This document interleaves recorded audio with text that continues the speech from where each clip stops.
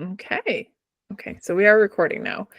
Excellent. So first off, Ömer, I really want to thank you for joining me here. It takes a lot of courage as we're going down this path. I'm Anette founder of Enzo Mindset and leadership coach. And what I'm doing here are interviews with leaders who have demonstrated resiliency and an opportunity for them to connect and build trust with their audience that they're going for.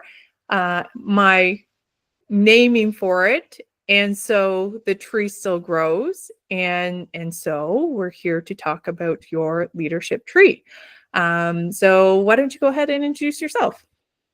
Sure thing. Thanks a lot, Annette. I'm happy to be here. Excited, also a bit nervous, but I love this opportunity, and I think you're doing awesome things that are inspiring. So yeah, I'm Ömer. I live in the Netherlands. I am a product manager at the moment. I've been a lot of different things in the past 15-ish years of my career. Yeah, lucky to call myself a leader, if you will, for quite a while now, with lots of ups and downs. So I think this conversation will be quite interesting. Yeah, and looking forward to our conversation.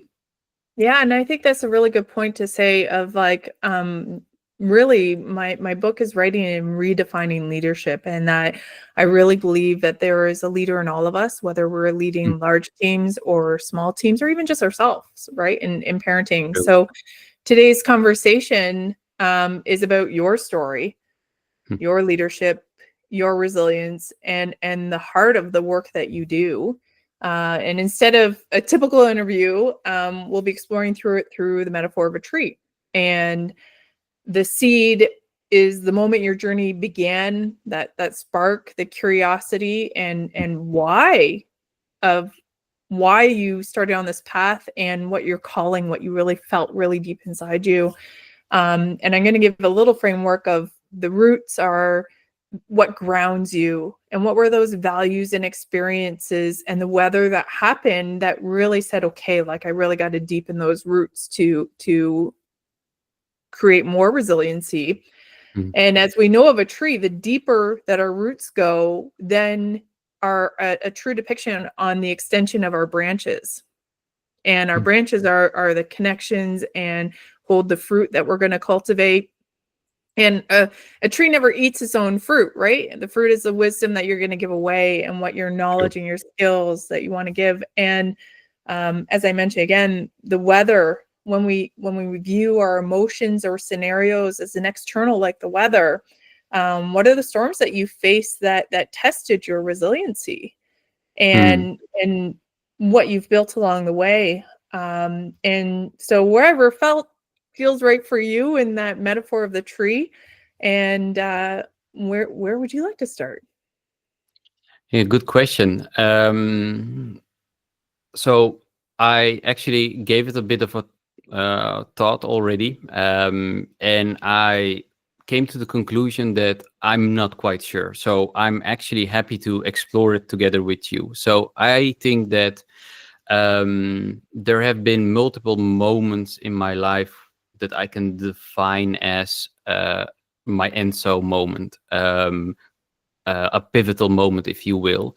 Um, if I look back at, let's say, my career, it's very difficult to point at a correct red line or a trend or what have you, aside from the fact that it's usually technical work and lots of leadership types of roles. Um, so it actually made me reflect on, yeah, but what are do I even have and so moments? And I was like, yeah, of course you do. So there are a few things I would like to explore with you, and I'm really curious about your thoughts. So um, I think one thing I should start with is the fact that a big Enso moment for me was a personal thing, which was the fact that I found out that I have ADHD.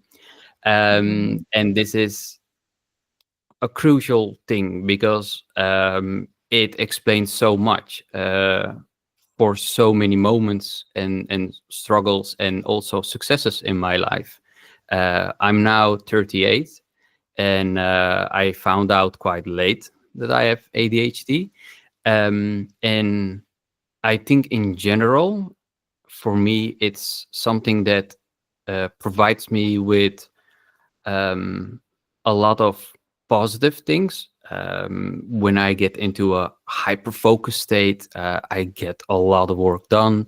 There are tidbits of ADHD that leads you to curiosity and this hunger for knowledge, and you're interested in all kinds of things. Hence, the amount of whatever's behind me, because I like a lot of things. Um, and I can go on like that. That I think, okay, those are awesome things. However, talking about storms, ADHD is definitely one of those Mm. storms because um, focus wise, sure, that's the typical thing. But focus wise, there are ways for me to uh, get that focus and make sure that the environment is as such that I can get to focus. But there are other things when it comes to ADHD that has always been a struggle, and that's also what I started out with saying, which is I've done so many different things, and that's exactly the thing. I like a lot of different Mhm. things. I'm actually, I think, good at a lot of different things, and that makes it so that for me that's awesome, and I Mhm. thrive in it. However, just picture you're an organization and you might want to hire me, or you're someone who wants to work with me or collaborate with me. And of course, the first thing you do is very, platonic. You look into LinkedIn or a resume or whatever, and then you have many questions like, why this and then that, and you know, um, and I don't care. And I have a Yeah. great explanation for everything. And everything I've done is very conscious and has always been a positive period, followed by a positive choice to a next positive period. But in order to deal with the fact that that's good enough for me, but in every new touching point of my life, that is something that I'm self conscious about. And that's Mm. just one of the things I did really think about. It's very crucial for me to be aware of my ADHD, what kind of benefits it gives me. Um, but on the other hand, the price I pay for it potentially slash the challenges that come with it, they are there as well. So Mhm. let me Mhm. just stop there because I think this is in itself a crucial thing that I'm curious. How does that come across for you? Is this something that I'm way overthinking, which people with ADHD Yeah. also tend to do, or does it make sense if you hear that? Yeah, no, well, thank you for sharing that. And that's such a brave and courageous moment to one, put that right out there and be like, hey, and recognize that that first root of curiosity that came from your seed of being, hey, I can let it either define me as I Mm. have ADHD and go down one pathway, but what I acknowledge is that you made a decision and you made a choice. You're like, hey, actually, I've already recognized that Mm. this is one of my strengths, Yeah. that this leads me down interest. This is what leads me into curiosity. And Mm. look at what I've accomplished. And I think that that takes a lot of courage to put that out there. And your root of self-awareness of going that, like, that's an incredible thing. And that's leadership, like Mm. stepping out of that comfort zone. And one could view it as this is now a diagnosis and you can let it define you, or you can let it define you. Yeah, exactly. Yeah, In a both very sides of the coin, indeed. Yeah. yeah, and view it as in a different as a challenge that you're ready to tackle. Um, and so that's a tough thing to then identify here. So let's explore those roots a little bit more of that adversity. Now that you've kind of put it out there, hmm what are those next roots that you know are building your resiliency? Um, so one of the things is that I've I came to terms with the fact that I will never thrive in an environment in which it's expected of me to, for example, work 9 to 5 and be, as productive as possible, as humanly possible, in those hours, and that's it. That's just not how I work. When I'm at the office, for example, I can be on and successful for the whole day, but that's because during those hours most of what I do, if not all of what I do, is collaborate, talk with others, and have one-on-ones or meetings or what have you, which is already a big part of my work, which is fine. But you will not get me to sit down somewhere amidst everyone else and then be extremely productive for an hour, for general things, sure, but it won't be the best work I do in general. For that, I'll need to be at home or at a quiet place, the comfort of preferably my own office, which I've set up in order to have that comfort. Um, and potentially even sit down in the evening when my kids are asleep, and I know that it's also quiet outside, and somehow feel alone-ish in the Mm, world, and then be like, this is my time. And those are sometimes the best moments where, within 2 hours I feel like, okay, I've done a week worth of work. um so yeah, that's one of the things, and that's fine again.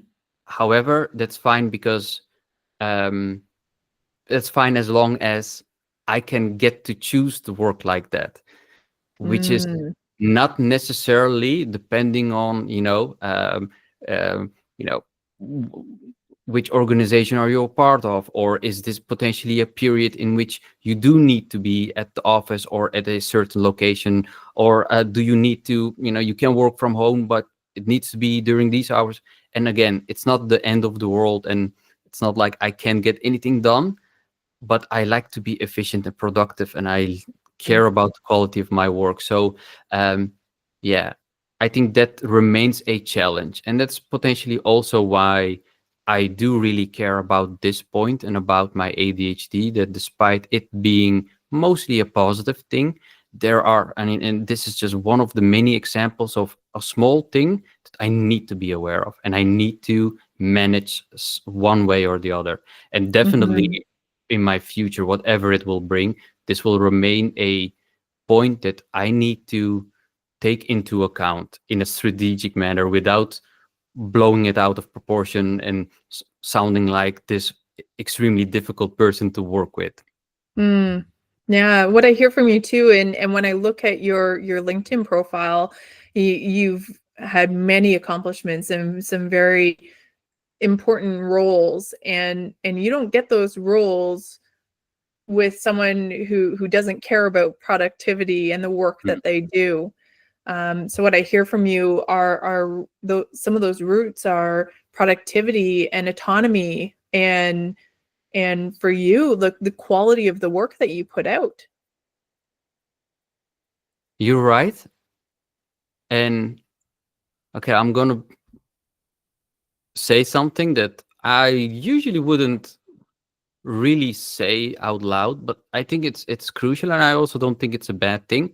When it comes to productivity, I think productivity is, especially in the past year, and we'll get to that, became like a theme in my life, um, for two reasons. One, I actually think that my productivity comes in. moments where I do achieve things that, people literally tell me, when do you get the time to do this? Because they, I work full time. They see me do proper work. Thankfully, they experience it, and I'm also aware of it. And then on top of that, they notice these additional things. While from my perspective, it's more like, if only you knew that I Mm, feel that I've only been really productive, maybe 10 out of those 40 or 50, whatever hours. And that's my own judgment. That's my own perspective, because the other hours I've also worked, and I've worked hard. And in fact, I know it was valuable. And in fact, I get that confirmation from others as well. And I shouldn't necessarily, I shouldn't think less of it. But that's also, again, reflecting back on my ADHD, I'm extremely tough on myself. I have high mm, expectations. And it's also a slippery slope to make sure that those high expectations that you have on yourself, which is already a challenge, that you don't have that unreasonably towards, from others. But anyway, coming back, I think my productivity is fine, but it's also one of my main topics where I feel like, yeah, but it's only this amount of hours out of that amount of the total amount of hours. But doing doing a lot of reading and research and whatnot, it's also just human nature. We're only productive X amount of hours a day anyway, and mostly at certain times, which can differ for everyone. So I do also, again, realize that it's not just my ADHD. It is a normal human thing. I'm just aware of it and self-conscious of it, and I put too much emphasis on it. But yeah, that's always the balancing act of, you're too tough on yourself while you damn well know it's fine.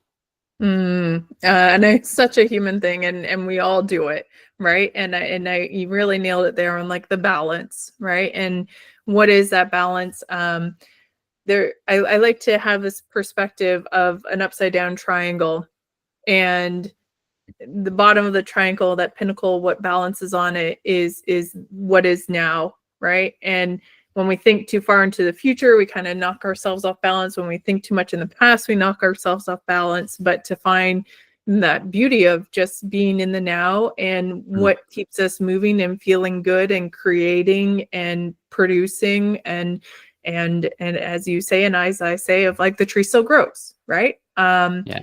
And with that metaphor of like the tree still grows, of that self-awareness of, hey, do you know what, if this is a thought and a moment that brings you into stopping your own productivity or feeling good or Mhm. engagement, then bring that self-awareness in, and change your perspective. And it seems I hear from you a lot of self-awareness around that perspective, and finding that balance, which is excellent. And so we can go a little bit more too, into the trunk. And when when you can take a cross section of a tree, the Mm, the the rings of the tree yeah. are the rings of growth. And on a tree, a wider ring will represent a year of prosperity, right? Lots of Mm, nutrients. Maybe it had lots of rain, mm, great weather. Where thinner ones are, maybe we went a little thinner because the environment wasn't that great. So if you think on to your rings and those rings of growth, what are some of those growth rings, pivotal years for you that you mm, reflect on, um, that are significant? mm. Interesting. I think, yeah, this is gonna be cliche, but then it is cliche. But I think, if I look at my more, um, uh, my adulthood years, it's definitely when I, the period when I met my, then girlfriend, now wife, Manal, who, we've met back then at the ING bank. It's now 13 years ago, approximately, almost to the day. Um, I think that period that eventually then also led to us, being together, marrying, and whatnot. That's a that's of course a life defining moment or period. But on top of that, I think for me, something that I uh, started to realize more and more lately is sh- any accomplishment I've had in my life that I can look back at and be really proud of basically started from that moment onward. Um, and if I look back at everything I've done, all the challenges I've potentially had or whatever, no matter how proudly I can look back and say, oh, but I've worked hard or I struggled or this and that, I have lots of self reflection. I'm also adjusted. I'm a difficult person. I share a lot. I talk a lot, and I need it. I need to be able to express myself. Um, and she's an introvert, and pretty much for the past 13 years, we laugh about this. We make jokes. She's my best friend, and humor is just very important for us. All the time I tell her something, for like I hold a whole monologue of 5 minutes, just like I do now, and I see it in her eyes, and then I top the monologue off with, okay, I'm sorry for wasting 5 minutes of your time. I know you didn't understand anything that I just said. You can continue doing what you just did, and you will laugh about it, and we go. And I'm being a bit facetious, of course.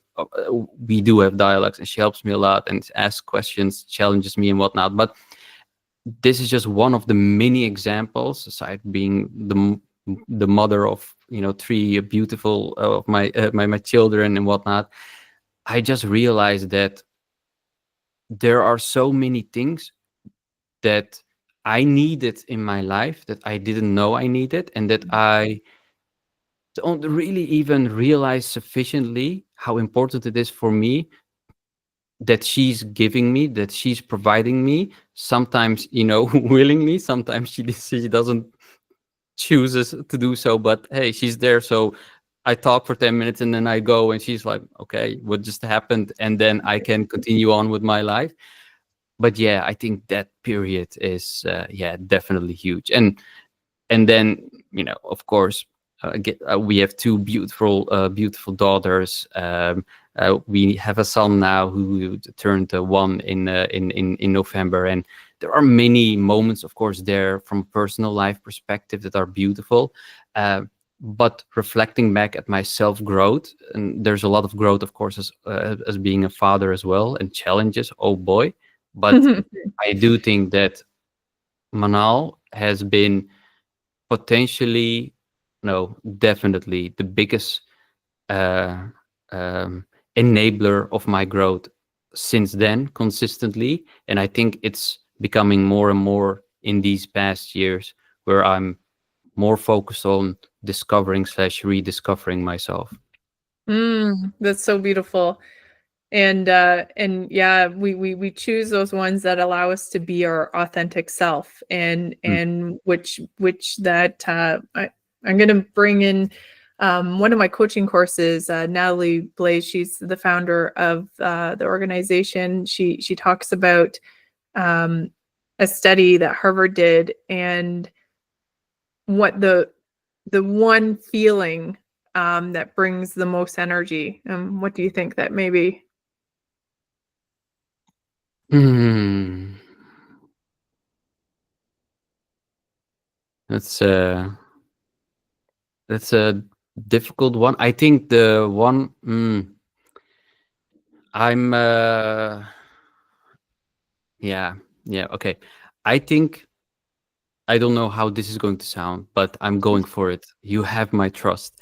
Um, I think the one feeling that gives me the most energy, in the sense that I get the most joy, fulfillment, like life purpose or whatever you want to call it, I think is the moments where I get to really be there for either my children or my wife. And I actually also experienced this with my team members, for example, or Mm, colleagues and whatnot, to a certain extent. But of course, the relationship and the distance there is, of course, totally different, thankfully.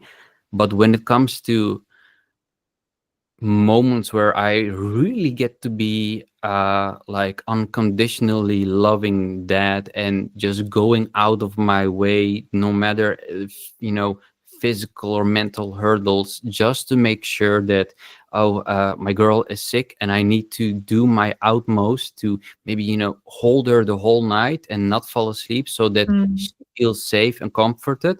And I know this sounds cliche, but there is there is literally nothing that comes close to that sense of, thank God I'm here in order to make sure that she has this safety, this care and whatnot. And I also have that feeling whenever I can be there for my wife whenever she needs it, mhm, just mhm, like she's there for me, whether it's directly or indirectly or actively or passively. um, I know that there are many moments where, it doesn't need to be the biggest things in the world, but where she needs me. And sometimes I suck at it because I talk too much. I have trouble maybe listening, but there are moments where I'm like, yeah, dude, you nailed it. And I sound silly saying that, but I think it's good to be aware of that okay, you've done something well here and you've done something good, and it's good to be able to provide those moments. I think, yeah, I think nothing will ever top those moments, no matter what other accomplishment. Well, okay, let's see. Never say never. Well, and what you're talking about there too is, and to go back to that question is, the answer was actually authenticity. And what you just described there was you being your authentic self in all of those moments. Yeah, that's interesting. Yeah.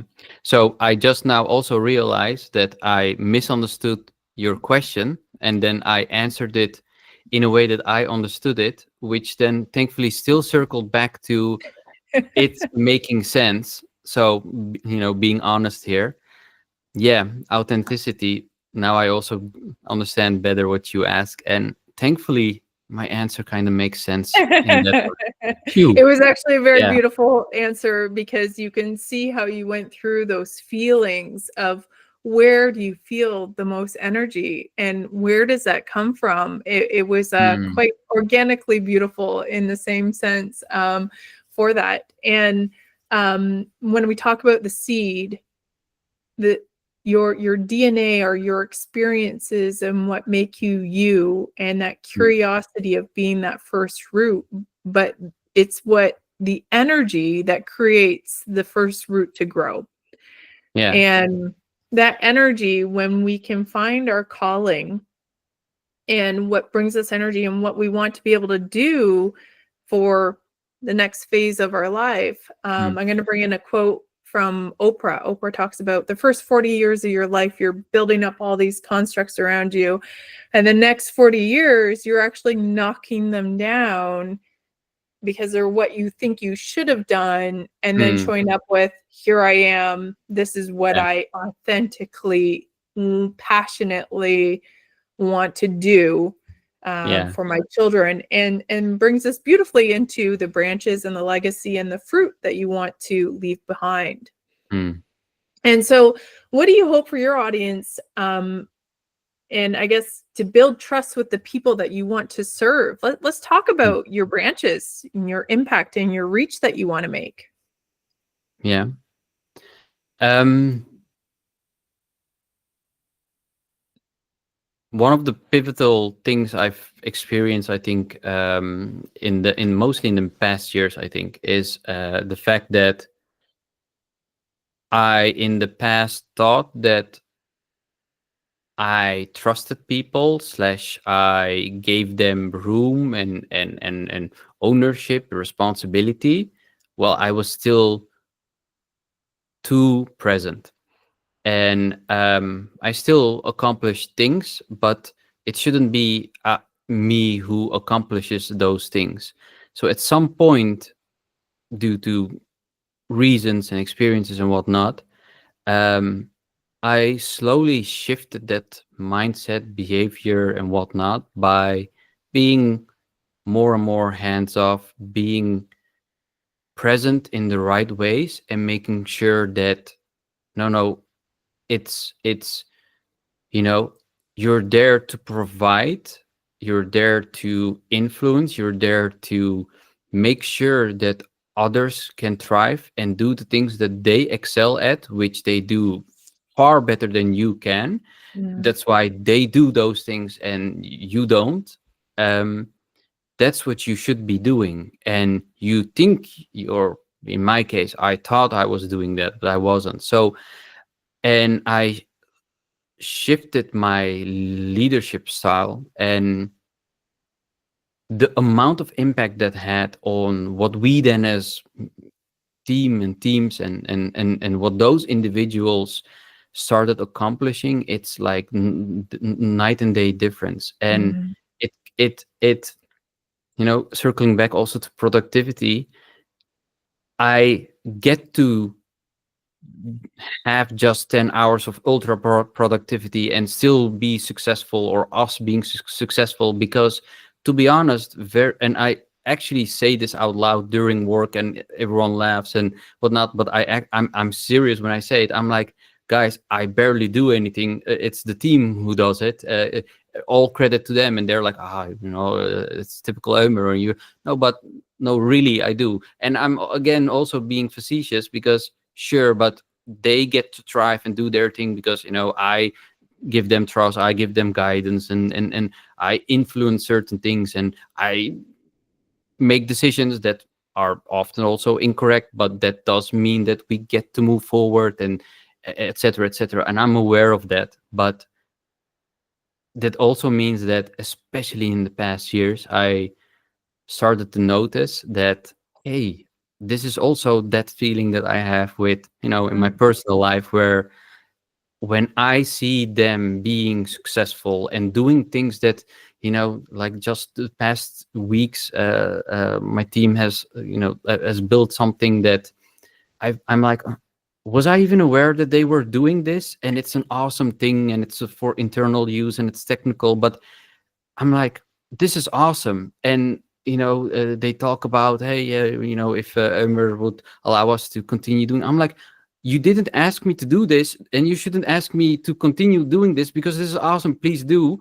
A point being is that this is awesome, and more of this. So how can I continue making sure that I exponentially grow my impact and my positive impact by unlocking that in others and enabling others to thrive and grow and do things and fail, knowing that that's fine, and then learn from it and improve, etc. And that's the thing that I now really get a lot of enjoyment out. And the fun part is that I, in theory, can do this in many different contexts and whatnot, because I have a broad interest and knowledge and whatnot. So now I'm trying to explore, okay, how can I do this now in my current work? How can I do this more outside of that as well? And that's the next big step of my personal journey. Well, thank you for sharing with that. And I hear this thriving ecosystem that lie under your canopy and it's all interconnected, right? I think the best of leaders don't fully see and realize the impact that the energy that they bring to their team, Hmm. and it's because it's a way of being versus I am doing, Mhm, right? mhm, And mhm, and I see that a lot of these trees, and what I want to talk about, these leaders in these trees, and you're helping a ecosystem that surrounds you survive. hmm, And there's a fun fact, I think BBC really talks about it, but trees actually communicate by sharing nutrients. and making sure that the rest of the ecosystem survives around them. And you kind of demonstrated you're doing this very well and demonstrating that very beautifully through the work that you do. I might have been a tree in my past life. I can't be sure. And I mean, like, we're all part of this earth, right? And Sure. but the beauty of the metaphor of the tree is it shifts our perspective. And with that shift of perspective, and the mindset of a tree still grows no matter what, right? True.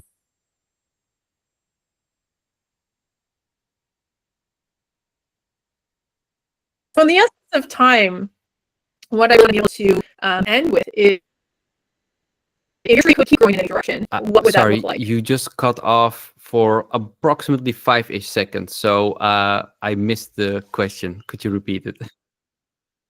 Yeah. So when we look at your tree, right? And if your tree could keep growing in any direction, what would that look like? So my interpretation of that question, I would like to answer it as I would like to have as many branches and leaves and fruit and whatnot as possible. I can grow very tall, which in itself comes with also a lot of benefits potentially for the ecosystem, definitely for myself. But I kind of associate that more with ego potentially, and not even necessarily from a negative perspective, but more like, okay, but you get to grow, which is also needed. Of course, you need to be strong, and maybe that goes hand in hand, because if you grow, it means more roots, more strength, and then you get to provide more. But sure, but that should be a byproduct. What I'm interested in is having more branches and leaves and fruit.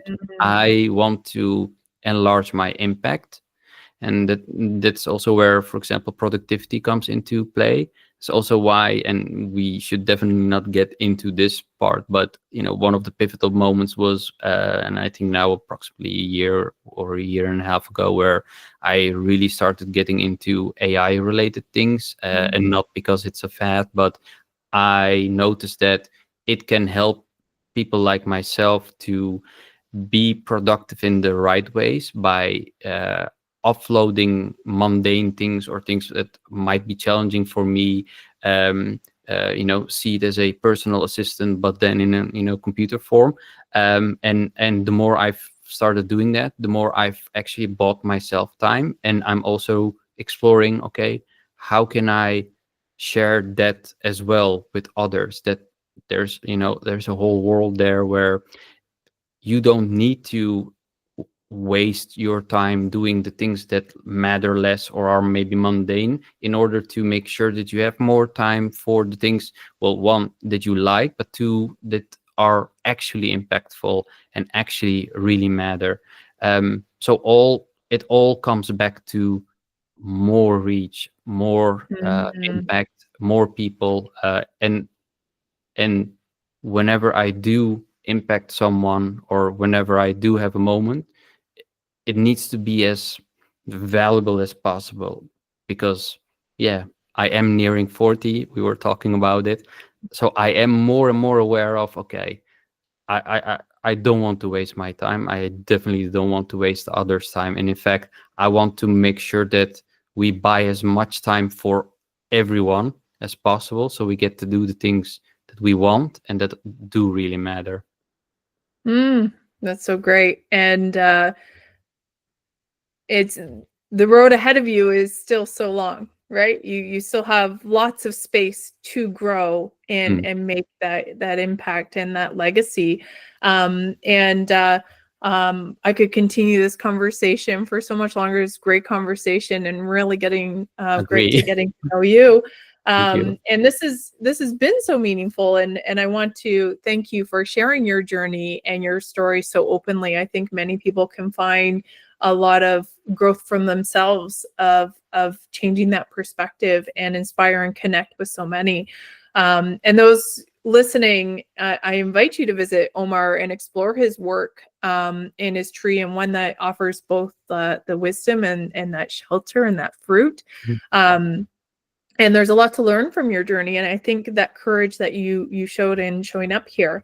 So if this conversation resonated with you, I want to encourage you, like, join me for more in these and so moments, and where we continue to explore resilient leaders that are in all of us, and through the lens and wisdom of nature, and through the tree and those little quiet lessons that exist there, because in the end, we're all growing and weathering storms and reaching for something greater. And so thank you, Ömer, for your time. And Thank you. want to send one last statement for yourself and your impact? Yeah, well, first of all, this was a lovely conversation. It was so much more fun than I, overthought in my head. So thank you for the opportunity.